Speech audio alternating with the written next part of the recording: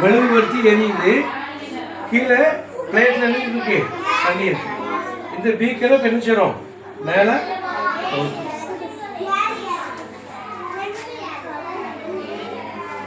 என்ன நிகழுது?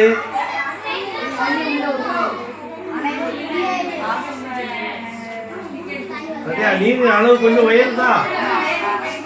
நீரின் அளவு உயர்ந்திருக்கா? ஏன்? அது உள்ள ஆக்சிஜன் தான். வணக்கம் சொல்லுங்க. நீங்க வரிசை ஸ்டார்ட் பண்ணுங்க. ஸ்டார்ட் பண்ண.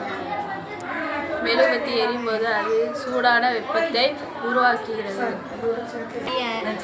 மெழுகுவர்த்தி அணிந்த பிறகு பீக்கருக்கு உள்ள காற்றில் குளிர்ந்து சுருங்குகிறது.